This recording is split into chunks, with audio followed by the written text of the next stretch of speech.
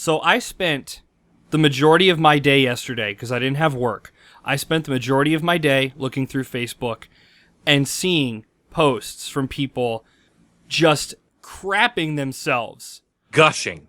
All over Apple and Sony for outdated tech. What is going on? I mean, the stuff that was announced yesterday from both companies are things that I either have or I've used in the past 3 to 5 years, with the exception of headphone jacks, because the new Apple iPhone doesn't have a headphone jack. I got one on my phone. And their headphones are super expensive, and I'm guessing they're proprietary software. Apple announced the new iPhone 7. Everyone's going nuts, about it.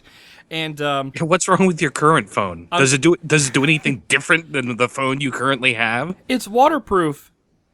Oh, goody. Yeah, so's my phone. I keep it away from water. Yeah, that's the key. Any phone is waterproof if you keep it away from water. Now, that sounds like a Mitch Hedberg joke. Yeah, now, quick question. How easily do iPhone screens crack or scratch or break? I think all you have to do is look up any drop test video on YouTube to find out. Yeah, and we all have that techie friend who knows where to get a screen replacement really, really cheap, and they're willing to take care of it for you for like $10. Well, if the iPhone 7 is waterproof, how difficult is it going to be to replace a screen on that? Not only that, but if you crack it underwater, guess what? Water's getting inside of that device. Yeah, but besides James Bond, who's on their cell phone underwater? Aquaman? Really? So yeah, I'm looking up the specs for the iPhone 7, and people are touting such revolutionary enhancements, such as a 12-megapixel camera, and a baseline minimum 32 gigabytes of storage. Impressive! Yeah, for what, 2010? I have in my hand a Samsung Galaxy S5. It has 12-megapixel camera on it that will record. I don't know if it's 4K, but it's pretty damn close. You can record it in superfine, and you can notice as soon as you move it around how smooth it is. But anyway, 12-megapixel camera. And yeah, it only has 16 gigs built in, but it's got a nice little micro SD slot, and I can put up to 64 gigs of extra storage on this thing. Probably even more than that. Well, not on the S5, but on the S7, I believe you can put, on the S7, I believe you can put 128 gigs, which in this day and age, at least 64 gigs should be the minimum. 32 is pathetic. I can go to Best Buy or Amazon or whatever. I can buy for $30 a 64 gig micro SD card. Hell, on Black Friday, I could spend that money and get 128. So there's no reason why the baseline iPhone can't have more than 32. And so I'm like, okay, I already have these specs on my current phone, which is like, 2-3 years old. And the other big revolutionary enhancement is no headphone jack. Wow. Yeah, I know, because wireless is the future, even though it's nowhere near as stable as a solid aux connection. But anyway, bundled with the iPhone 7 is an adapter for people who want to keep their wired headphones, and it's a lightning to aux converter adapter, and you plug it into the lightning port at the bottom and plug in your headphones. By doing this, you're going to lose audio quality because you're running through the lightning cable, number one. Number two, this thing's going to get lost. It's going to get lost, or it's going to break easily. And they're selling replacements for only $9 on their site, which doesn't sound terrible. But again, why are you going to buy something that is literally on every single prior iteration of your device?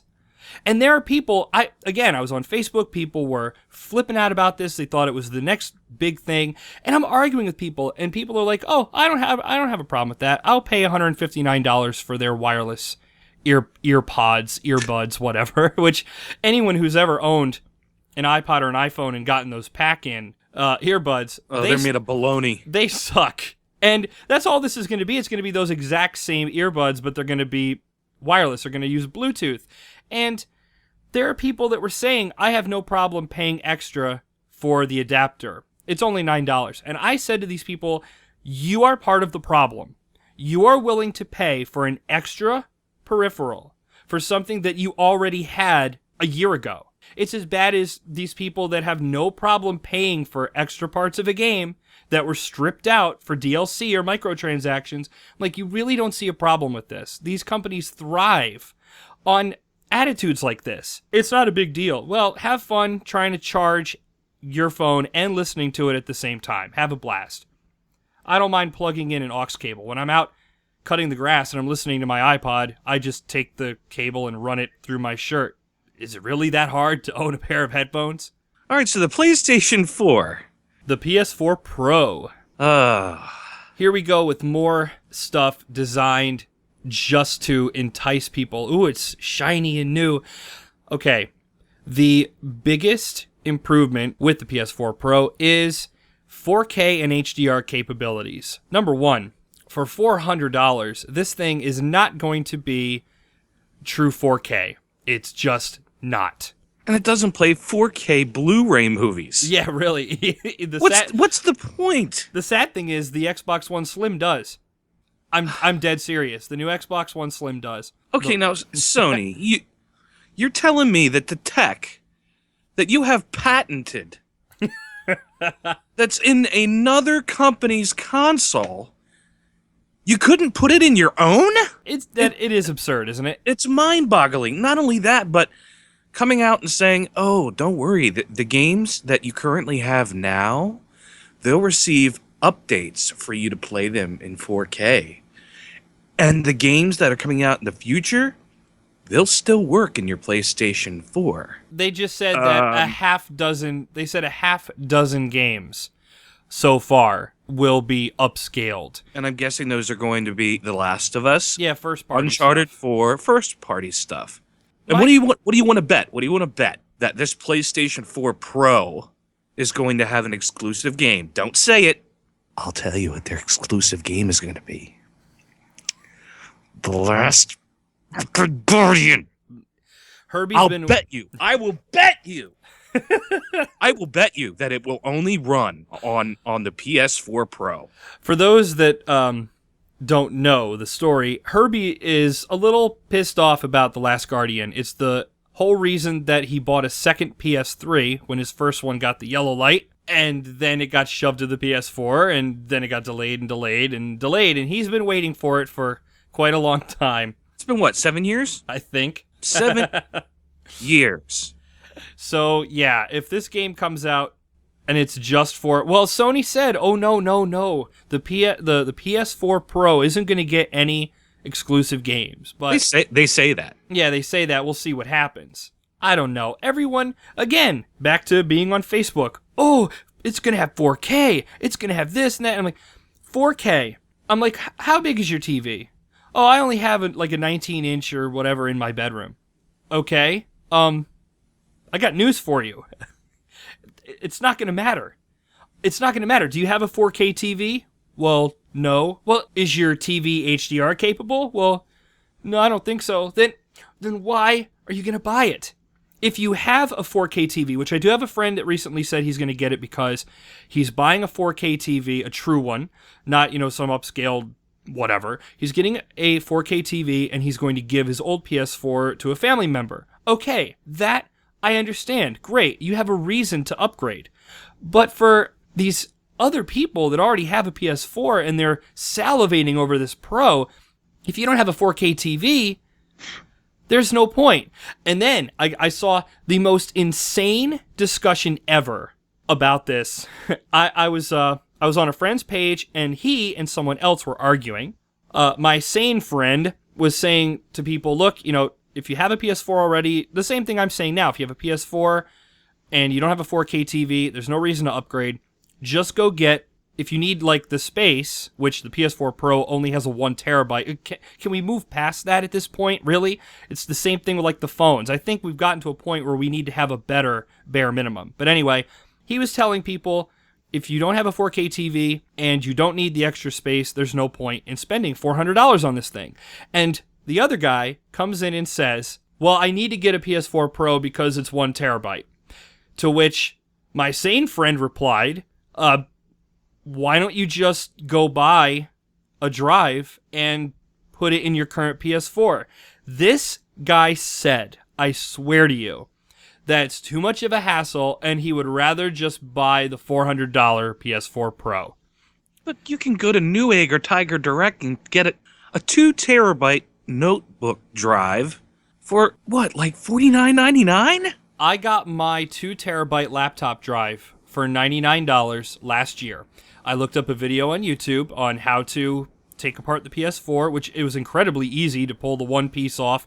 And then there's one big screw that has the PlayStation logo on it. It's basically flat out telling you this is the one you take out. And you take a Phillips head and you take it out, pull the old drive out, put the new drive in, you put the firmware from the computer on a flash drive. The whole project took like 20 minutes. And I went from 500 gigs to 2 terabytes. For $99 and a little bit of my time. If you're willing to spend $400 on this just because you're afraid of swapping out a hard drive, it's absolutely insane. I can't believe I'm reading this stuff and seeing people get all excited over this old tech. Ooh, a 1 terabyte hard drive. Ooh, 32 gigs on my phone.